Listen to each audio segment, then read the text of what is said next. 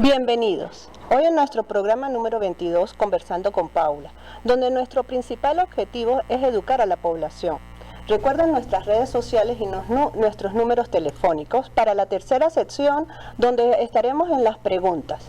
Bueno, bienvenido, doctor Roal. ¿Qué tenemos hoy en Conversando con Paula? Hola, Alba, ¿cómo estás? Bienvenidos todos a su programa Conversando con Paula. Pues hoy tenemos un tema de verdad bastante interesante. Vamos a hablar un poco de esa etapa de la mujer reproductiva, que es el embarazo. ¿Okay? Un momento quizás deseado para algunas, a veces no deseado para otras, pero que indiscutiblemente tiene algunas condiciones especiales que las mujeres deben mantener durante esos 9 meses para tener un niño en las mejores condiciones posibles. Para eso tenemos de invitada a una amiga de la casa, Silvia Parzanese, quien es médico egresada de la Universidad de los Andes, además tiene posgrado en ginecología y obstetricia, y actualmente se desempeña como coordinadora del área de obstetricia del Hospital Universitario de los Andes y coordinadora del Centro de Ecografía Guillermo García Otero, que tiene su sede también dentro del Hospital Universitario. Bienvenida, Silvia. Gracias por la invitación, Alba y Roal. Me parece muy importante no solamente abordar este tipo de temas, sino ese trabajo que ustedes realizan a través de este programa, donde la idea es educar precisamente a la población más sobre estos temas que actualmente pues causan tanta intriga como es el embarazo específicamente. Claro, el tema de hoy es bastante interesante, aunque todos los temas que hemos planteado en Conversando con Paula han sido interesantes, pero es muy importante por el riesgo de mortalidad que puede tener una madre durante el embarazo, y de hecho es la tasa más importante y un indicador para el crecimiento de un país. Pero es importante que las personas sepan cómo es el embarazo normal, cuál es la edad reproductiva, cuáles son las etapas del embarazo, porque no son los mismos factores de riesgo en cada trimestre del embarazo, sino son diferentes factores de riesgo. Entonces yo creo que tenemos que empezar por esa parte, hablar sobre el embarazo normal y cuáles son sus etapas o trimestres del embarazo. Correctamente, Alba. Bien, precisamente pues es importante conocer primero lo normal para luego saber cuáles son, digamos, las cosas que afectan cada etapa. Y bien, pues se considera que la etapa reproductiva es a partir cuando culmina la adolescencia, a partir de los 19 años, cuando la mujer está realmente apta física y sexualmente para llevar un embarazo a término adecuadamente. Y culmina un poco antes de la menopausia, básicamente porque los óvulos pierden durante esta etapa su capacidad de fecundarse, y además pues hay un envejecimiento natural que puede conllevar también a no llevar productos con buena calidad en la etapa reproductiva. Y específicamente pues el embarazo, por eso se divide en 3 etapas importantes, que la llamamos trimestres, y el embarazo debe ser de 40 semanas, es lo que habitualmente vemos normalmente. Sin embargo, hay embarazos que pueden culminar antes de tiempo, precisamente porque hay afecciones que no dejan que el bebé cumpla con estas semanas reproductivas. Entonces lo dividimos por trimestres, en los cuales el primer trimestre es hasta las 12 semanas, luego el segundo trimestre a partir de las 24 semanas hasta las 40. Okay. ¿Qué factores pueden influir y afectar esa evolución normal de un embarazo? Correcto. Entonces, existen muchos factores, pero lo más importante pues son las infecciones. Quizás es lo que nos lleva la batuta durante cada una de estas etapas, ya que las infecciones pues son, digamos, las causantes de problemas y de que esos bebés pues sufran dentro del útero ciertas afecciones que posteriormente pueden, no dejar que llegue a un término adecuado y que no lleguen con salud ni la madre ni el feto. Dentro de la primera etapa,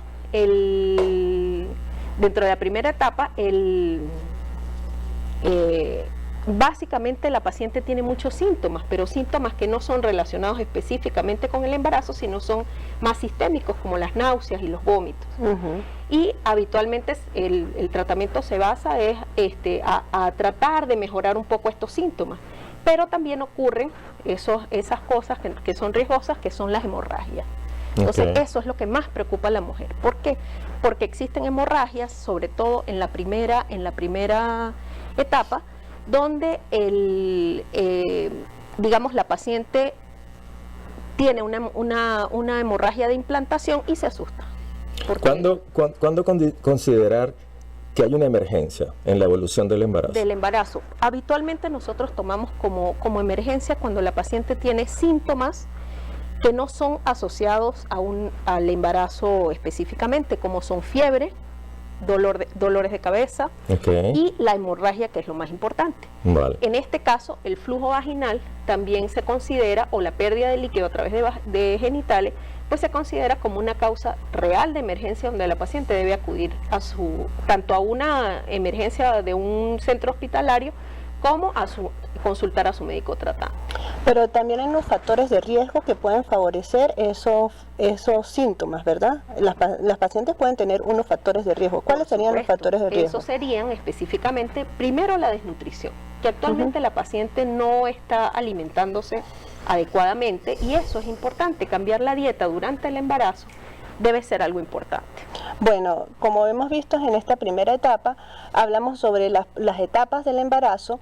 Vamos a unos factores de riesgo que pueden tener las mujeres, que lo podemos profundizar más en el próximo segmento. Recuerden nuestras redes sociales y nuestros números telefónicos.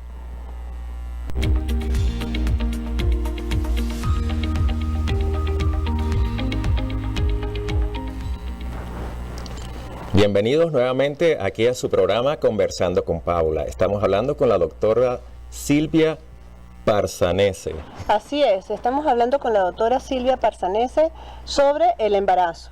Ya hablamos de algunos factores, pero es importante profundizar más esos factores de riesgo, porque tenemos que saber cuáles factores son los de riesgo que las personas puedan complicarse durante su embarazo, o sea, para prevenir esas complicaciones tan comunes como son la diabetes gestacional o la más riesgosa, que es la hipertensión inducida en el embarazo. Entonces hablemos sobre eso, Silvia. Muy bien.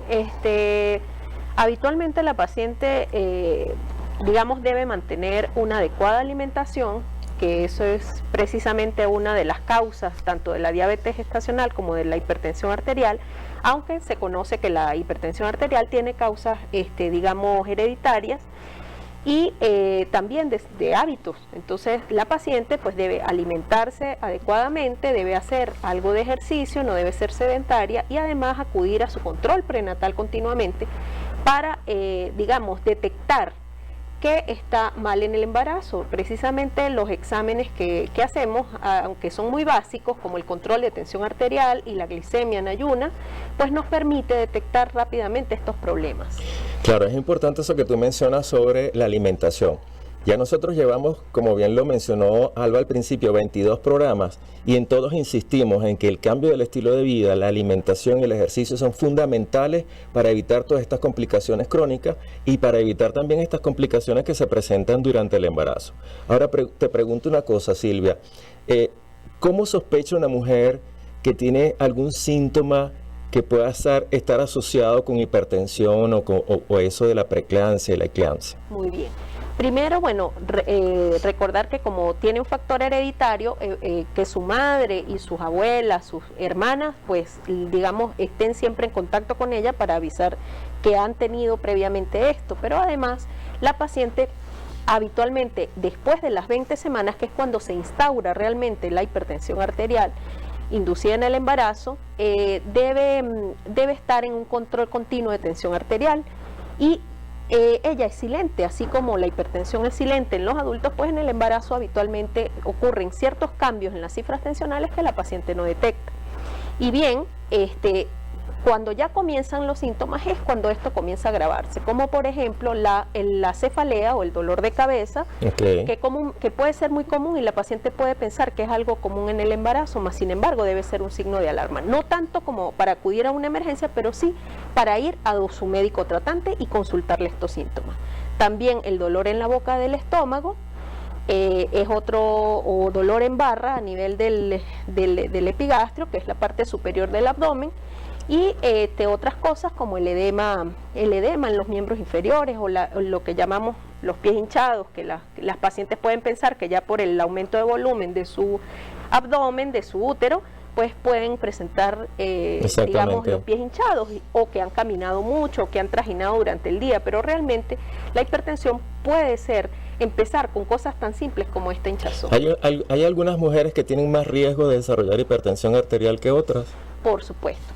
Se habla de que las pacientes que son obesas, que cursan con trastornos previos como hipertensión crónica, tienen un riesgo asociado, además del factor hereditario que ya hablamos previamente. Entonces, es importante que estas pacientes tengan un control un poco más estricto y el control de tensión arterial, recordar que las pacientes tienen un control base, no todas las que tienen, tengo 120/80, me asusto, no, deben establecer su línea base de tensión arterial para saber cuándo está por encima de los valores. Yo creo que otro factor importante es la ganancia de peso. Entonces las mujeres tenemos que tener un peso pregestacional para saber cuánto es la ganancia de peso durante el embarazo, porque si la ganancia de peso es excesiva, pues predispone más a estas complicaciones. Por eso es bueno que la persona se alimente adecuadamente. Entonces, ¿cómo podemos nosotros, cómo se puede prevenir esta hipertensión arterial inducida en el embarazo? ¿Cómo le puedes decir tú a la población de cuidarse para no cursar con esta complicación tan grave que puede llegar hasta la mortalidad materna? Muy bien, la ganancia de peso, eso que hablas, es muy muy importante precisamente porque no debe aumentar la paciente más de 2 kilos por mes. El peso siempre hay pacientes que comienzan el embarazo con un poco de sobrepeso, pero lo importante es que el mes a mes en su control no sea más de 2 kilos. De hecho, hablamos de que 1,5 kg debería ser lo máximo o el ideal, y en base a eso no más de 2 kilos.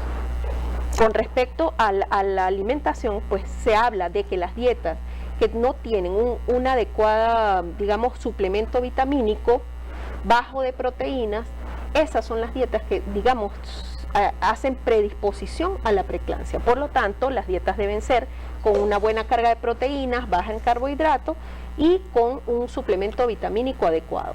¿Qué suplemento de vitaminas debe recibir una mujer durante la gestación? Habitualmente, sobre todo lo que son minerales, lo que es calcio, magnesio y zinc, se habla de que son los suplementos más importantes, además del complejo vitamínico común, porque todas las vitaminas y los minerales están en las comidas, solo que debemos saber cuáles son y incrementarlas durante la ingesta. Otra cosa que podemos hacer también es decirles qué tipo de actividad física pueden hacer en el embarazo, porque hay algunas mujeres, no, estoy embarazada, no voy a hacer actividad física. Exacto. Pero yo creo que las mujeres embarazadas sí pueden hacer una actividad física, porque además eso disminuye el riesgo a esta gran patología, tanto la diabetes gestacional como la hipertensión inducida en el embarazo. Correcto, no solo pueden, deben, Alba. ¿Por qué? Porque el ejercicio físico hace que ellas disminuyan la parte grasa y aumenta el metabolismo, lo cual hace que mejore adecuadamente.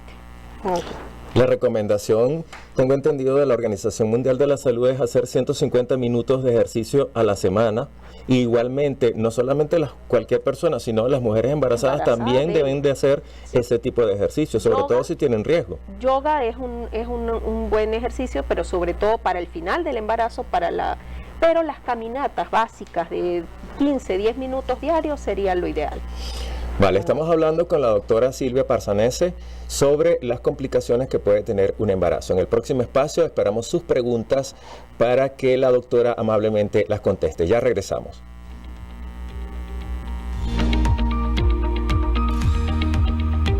Continuamos con nuestro programa Embarazo en Casa. Recordemos nuestras redes sociales, nuestros números telefónicos y estamos en la sesión de preguntas y respuestas. Ahora, importante. Recordemos, deben las embarazadas alimentarse sanamente con una disminución en las calorías, pueden hacer actividad física, pero claro, cada trimestre de acuerdo a los riesgos que tenga la embarazada, pero sí pueden hacer actividad física, como ya lo dijo el doctor Roald, son 150 minutos a la semana, y sobre todo no debe haber un aumento de la ganancia de peso. Bien. O sea, la ganancia de peso debe ser adecuada. Ahorita que estamos en época de pandemia, ¿verdad? Tenemos ya más de año y medio con el COVID-19 y te quiero hacer una pregunta, Silvia. ¿Qué pasa si una mujer empieza a sentir síntomas que pueden estar asociados con el COVID? ¿Qué debería hacer si está embarazada? Muy bien, bueno, es importante en vista de que la paciente embarazada tiene la particularidad de que no tiene los síntomas floridos como lo tiene el resto de las personas. Por lo tanto, apenas tiene pequeñas molestias en la garganta o en la nariz y entonces cree que es una gripe, obviamente, y deja pasar estos síntomas. Posteriormente es que comienza, sobre todo la taquicardia y el aumento en la frecuencia cardíaca y también en las respiraciones. Pero esto va de acuerdo a las etapas del embarazo. Mientras mayor aumento de volumen tenga, mayor síntomas va a tener. Entonces, habitualmente cuando está en las primeras etapas se convierte realmente en un ente transmisor fácilmente. Entonces, ¿qué debe hacer cuando ella sospecha? Primero, debe esperar, después de sentir el primer síntoma, debe esperar 5 días para realizarse la prueba.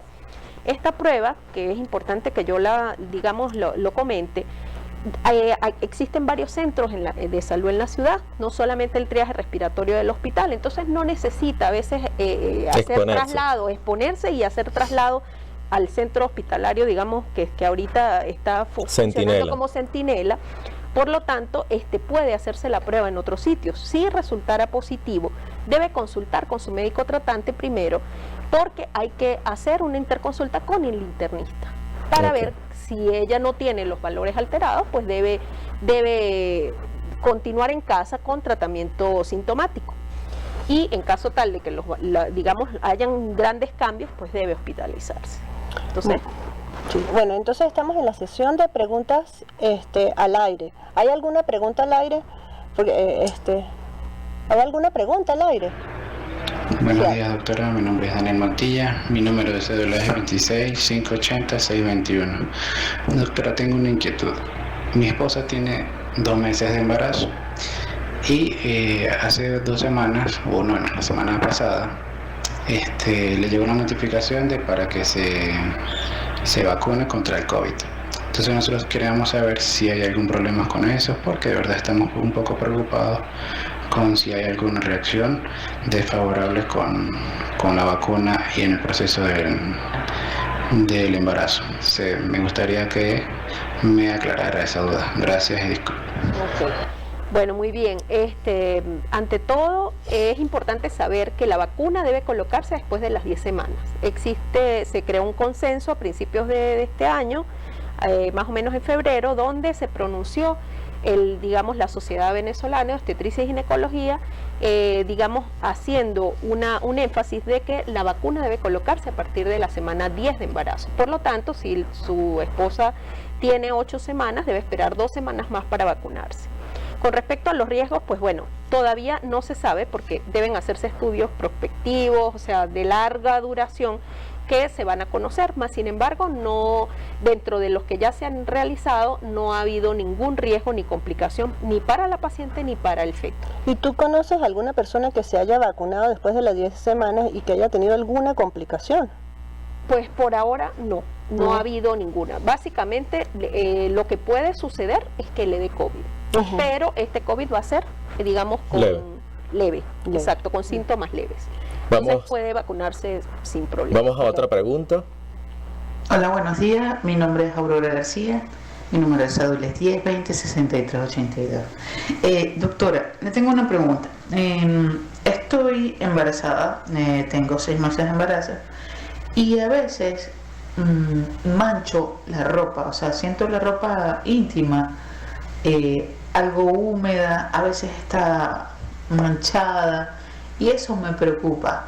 ¿Eso se considera una emergencia? O sea, yo tengo que ir ahorita pronto, lo más pronto posible, a una consulta a que me revisen porque es algo delicado, algo grave. Bien, Aurora, sí, definitivamente, pues a pesar de que puede no ser algo alarmante, sí es importante que acuda a un centro de salud o a su médico tratante para que sea evaluada, porque dentro del diagnóstico diferencial que debe hacerse de este manchado que ella presenta en la ropa, pues está 1, que sea orina, 2, que sea líquido amniótico, Y 3, que pues puede hacer sencillamente algo de flujo, que es normal normal en el embarazo. Entonces es mejor descartar que no vaya a ser líquido amniótico. Existen pruebas para ello.